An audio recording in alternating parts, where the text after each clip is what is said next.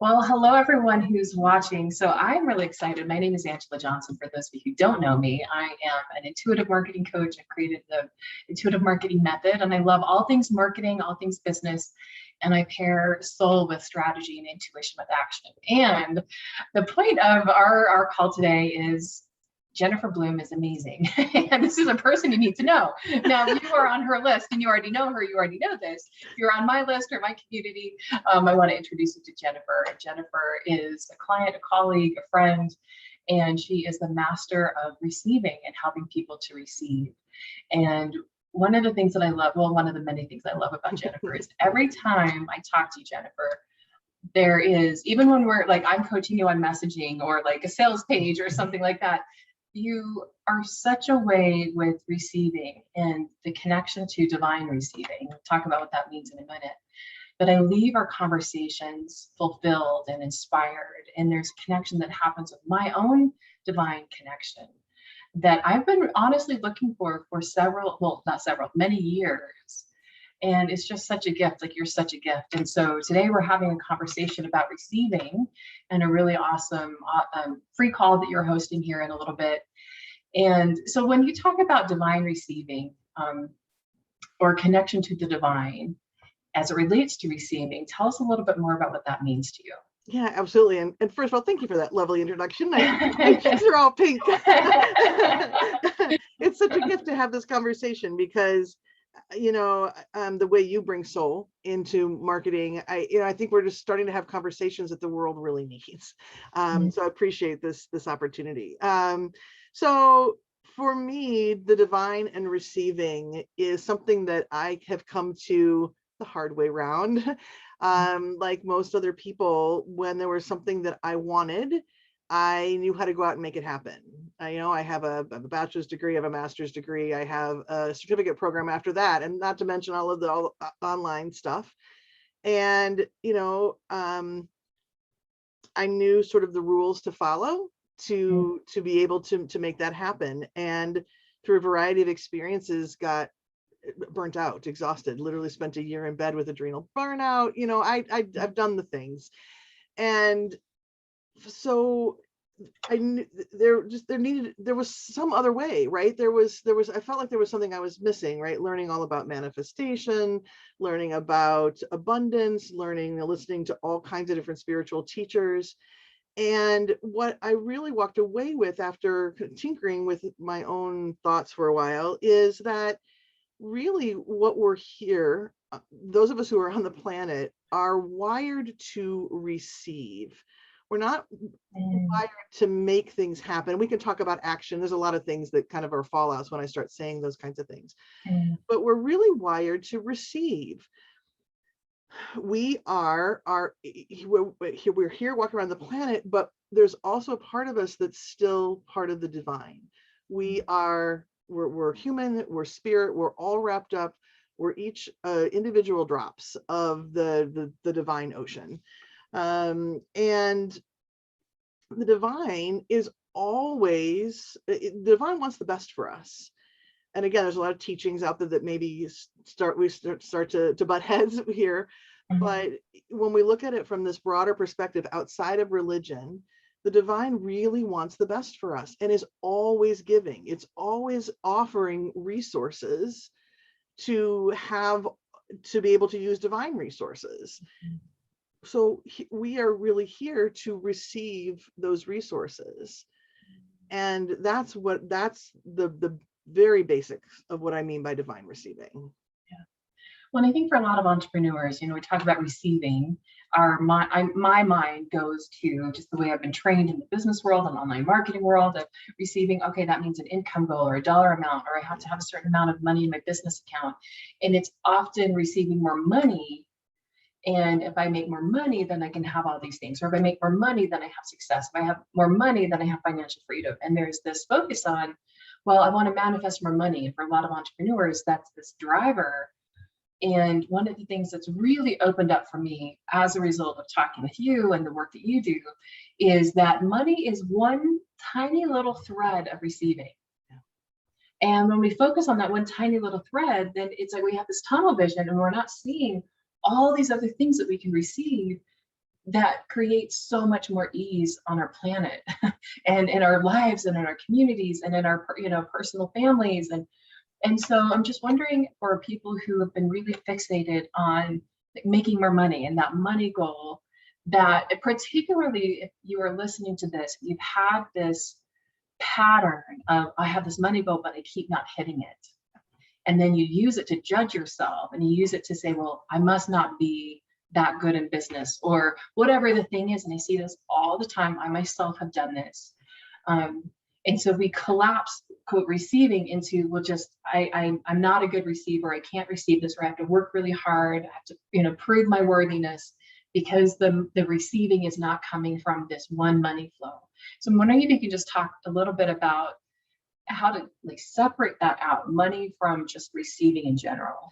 Yeah, that's a really good question, because especially in the business world, there's so much rhetoric. Well, if you're not making enough money, then you just have a hobby, right? That old line. And right, and money is something that we need in order to have our needs met on the planet.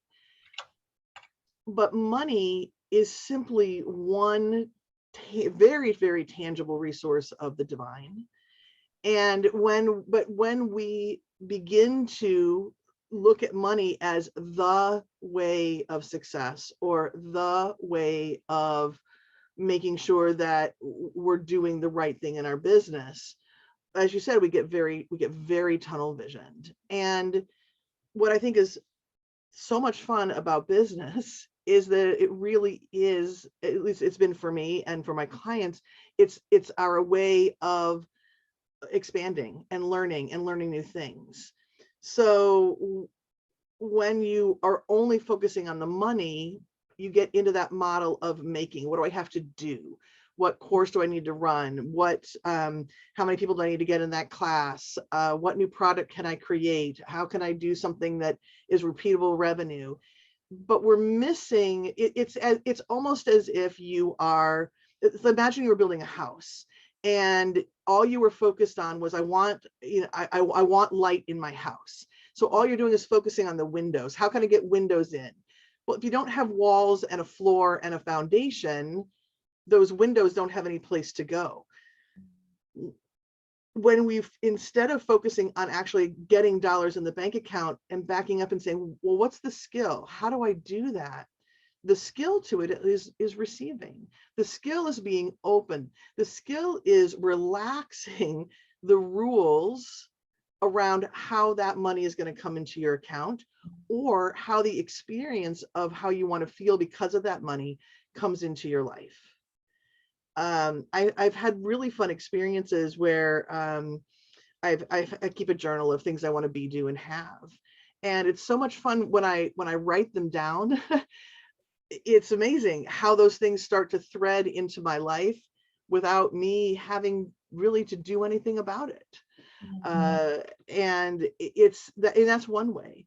So I think that it's really about taking a couple of steps back and looking at the big picture, because once you understand how to receive, wow, things become limitless. Yes, you can learn to receive money, and yes, your soul likes to play with money in different ways. And I teach about soul languages, about how our soul likes to play with money, and that's a piece of the pie. But wow, why don't we learn how to like open ourselves up to the whole pantry? So if we want pie, we have pie, or if we want cake, or if we want pizza, right? Let's do all of that, not just look specifically at the money. There was something you said in our conversation yesterday when we were just chatting about this and receiving, and how we really block our receiving when we're only focusing on the money. And you said something that I've not been able to get out of my mind, because it just feels so incredibly lovely and nurturing to my body, my mind, my soul. And you said something like, what would it be like to just swim in a sea of divine receiving? Like, just know that everything around you is divinity. And one of the things we chatted about, so I want to expand on that. And in fact, maybe we'll go there next, because the other thing that I want to chat about too, and you mentioned it, it's like receiving divinity outside of religion.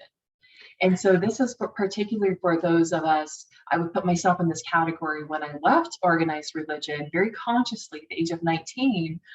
It's only been recently that I've been realizing, wow, I don't know what this relationship with divinity, like what that word A even means. Like, am I willing to even have that relationship? Because in the religious upbringing I had, it meant something so linear and so limiting that I was like, this doesn't resonate. And so I realized here in my 40s that I've actually disconnected from that spiritual oneness that I think I've been searching for a long time. And so that's the other thing that has been waking up in me and just in our conversation. So I know I just threw two things at you. And so let's go to the first one, if that's okay with you. What does it mean to be swimming in this sea of divine connection or divine abundance? Like, what would that look like for somebody? So if we all pause and think for a minute about what we think of the world around us. Whoa, right? There's so much, there's a lot of pain, there's a lot of suffering. We look at what's going wrong in the world. We look at what we need to create. We look at, what the state of our bank account is. We've all of these different signposts that we use to decide whether we're safe or not. That's pretty basic, right? Or whether we're happy or not. And it creates sort of, for me, it's like walking around, it's almost like you need a hazmat suit on. So what if instead we looked at the world through the eyes of who we really are? Again, we are individual drops of this ocean that is the divine, and the divine wants the best for us. So as we begin to learn that we can open and receive, what does that mean? If the universe is always giving, the divine is always giving, and use whatever language fits best here. I use divine, we can use nature, universe, God, goddess, whatever. It's as if we're just literally moving through, just like the oxygen that we're breathing, we're moving through the space that is so abundant, so rich, whether we're talking money or love or peace or freedom. It's literally here. And if we can remember that, it completely changes what we allow into our experience. And of course, I need to say that this isn't about ignoring everything you're already feeling. It's not about ignoring what's going on in the world. It's about having a touch point to come back to remember what's real for you, to remember what's and real for each of us. And there are a variety of barriers that have been set up internally, externally, that keep us from experiencing that and remembering it and being able to connect into it. But once we get through those barriers, even if only for a few moments each day, you can literally feel yourself in this, it's a possibility, it is what it is. And that is, again, it changes everything. You're a much more open vessel at that point. Ideas flow, connections happen. We've all had those times in our lives where we're sort of in that Zen state or state of grace or whatever you want to call it, focused, in the groove. And that's what I'm talking about here. But being able to expand that into even greater possibilities. One of the other things that before I get to the spirituality or divine connection piece, for anyone who might have this thought, because when I hear things like this, my mind always goes to, I'm a very empathic person. I started noticing the pain and suffering in the world when I was very young and just wondering, why is this even a thing? Why are there people who don't have food? Why are there, I didn't understand it. It's often very sad for me, like when I really tune into the energy of the suffering that happens on the planet and in my own life and in my own family and community. And so I just want to reiterate something you said. It's not just another form of tunnel vision, like we're just going to use spiritual bypassing and toxic positivity. No, we're just focusing on this. This is a both and a both and a both end of, we have our lived experiences and acknowledging privilege, trauma, systemic oppression, all the things that holds in place. And instead of just that, it's like, is there another, the way I look at this is, yes, those things exist. And how do I change those things? Is by being aware and acknowledging it, naming it, looking at it, looking internally at all those things of how they affect me and how I affect it and how I hold those things in place. And what if there is another possibility, that glimmer of light that I can be a part of and connected to while I create these change to the systems that I would really like to see changed in my lifetime. And so I just wanted, if anyone has that, like, oh, I feel, or, you know, people are experiencing anxiety, depression, other mental health challenges. When we're saying things like this, it can be like, oh, that's great. You know, you can just go connect to the divine. But meanwhile, I'm over here drowning. Right. And so it's just really, I see you, I acknowledge this. And I wish there was an easier answer.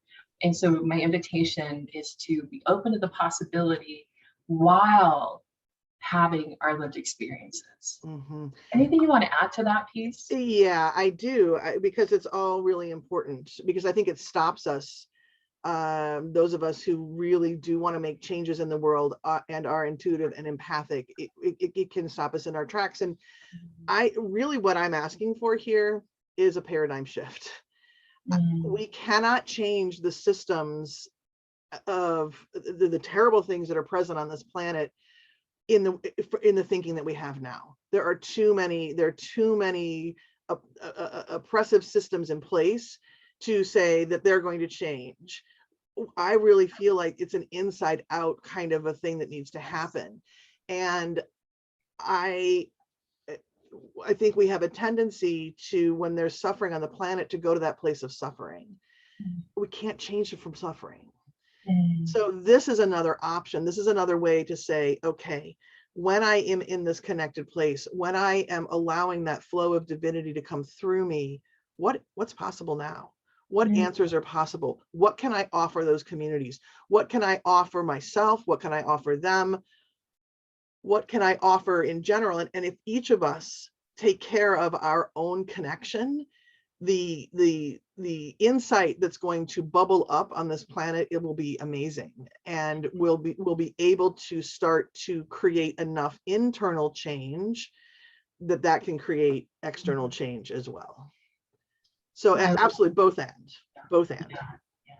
Thank you so much for that. Thank you for speaking to it and being, I love that. Like everything you just shared, I'm just like, oh, that feels like, I feel hope, and I feel like there's so much more energy available for solutions when I am aware and conscious of that connection that's available to me.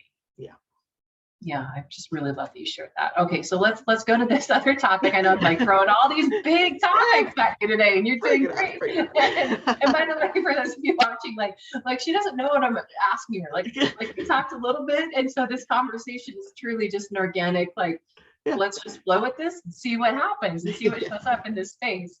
So when you talk about the divine and this connection outside of religion, and for those of you who are religious, I know, I'm just thinking of a few key people in my life that, this definitely fits within your religious beliefs. And so this is not about one way is bad or good or anything. It's just acknowledging that there are many different paths to have this oneness with this connection. And so do you have any tips or any insight to what that could look like for people who maybe their spiritual connection doesn't look at, or it's not through the lens of religion? Absolutely. Yeah. And I'm not one of, and I came, my parents are two different religions, two different faiths, and they solved it by just not dealing with it. I went to Sunday school 1 year, long enough I was the choir. Oh gosh, oh boy, I love that. But long enough to get the impression, right, that God was this old white man with a long white beard who acted like Santa Claus. If I was really good, I got what I wanted. And if I was bad, I wasn't going to get it. So it didn't take very long. And so I think that this is the conversation that we're having here really is outside of organized religion. It can certainly be, if that is your jam, if that is something that is part of your makeup, then of course, this can be a piece of it. I think a lot of organized religions tend to separate us from our own personal connection. I think we end up weaving in a lot more rules about who we have to be, who we can be. Can we be a woman and be connected? I'll put that soapbox to the side for a little bit. And so what I'm talking about is what we have jurisdiction over, which is our own personal connection to that which is bigger than us. And whatever that looks like, I tend to be more mathematic about it sometimes. I'll see it as, forming and reforming a goo. I feel it as love. We each of us actually have our own individual understanding of what the divine is. And the more we know that, the more we can create our own connection in a way that feels really, really good to us. I really love that. And so I want to add that, regardless of where you are in this, it's not a linear line. It's not even a spectrum, because that's too linear. It's just in this conversation with your own journey of spirituality, connection to your higher self, your soul. Again, whatever language is being used to describe that for you, I think the key element, the foundation here is what would be possible if you had a more clear and strong connection to divine. I love this, word of divine receiving. Mm-hmm. I like knowing that you can receive just because you exist. And that's the rub right there, right? My desire is to get everyone on this planet to that point of being able to say, I'm here, I'm a soul walking around on the planet, I'm of divinity, that makes me. And we don't ask the divine whether it's worthy. That wouldn't even occur to any of us. Same thing for us. And this has been a long journey for me to be able to even say those words. I was very much one of those people of, what are the results that I'm getting? What kind of money is coming into my bank account to demonstrate those results? Oh, it's not where you want it to be. Well, then I must not have the right kind of message. I might not be the right kind of person. There must be something broken, right? Looking at all of the manifestation and creation, I don't have what I want. There must be something wrong with me. That's where I always went. And so every time we can come back and plug back in and say, no, there's nothing wrong. There's nothing broken. Everybody has equal access to this ability to receive. We've all learned how to do it differently. So we're doing it in varying degrees, but we can all learn how to do it. I really love that. Well, talk to us. You've got a couple of things coming up. So check out Jennifer's Receive program that starts in September 2021, which is when we're recording this. You also have a free call coming up. So tell us a little bit more about that. Yeah, absolutely. So it's going to take the conversation that we're having here and take it just even a little bit deeper and take it into more of that personal experience. It's called Unhooked from the Myths of Receiving.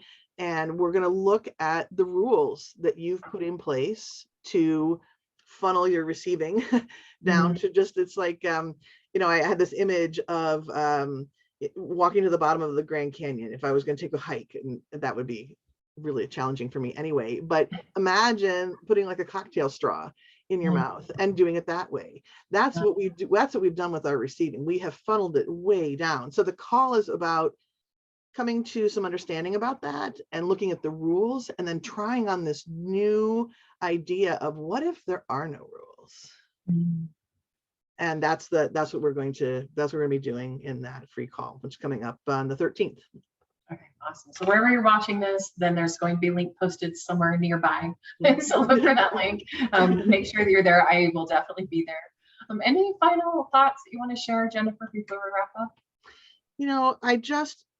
I think that a lot of times when we need something, where we get into sort of it's a stranglehold, and I need something to happen right now, and I'll raise my hand as somebody who wants that.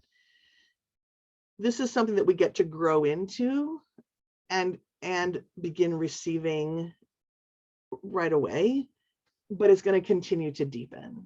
So to give ourselves the space to get curious and to look at at things that we might be believing that are roadblocks to receiving, but coming at it from that place of curiosity as opposed to that place of yearning and needing really allows things to open up in a really fun way. I love that. Well, and also go to Jennifer Bloom, that's BLOOME.com. So if you want to connect with Jennifer, wherever you're listening or watching this, there's not a link, then JenniferBloom.com is where to find her. So thanks for joining us and watching this. I'm just so appreciative of your work, Jennifer, in the world. And so signing off for now, Angela Johnson, and just really grateful that you're having this conversation and that you are shifting that paradigm that you talked about. Like, I'm here for it. I'm here for all of it. So thank you. Well, and I appreciate the space for the conversation. Thanks so much. All right, bye, everyone. Bye.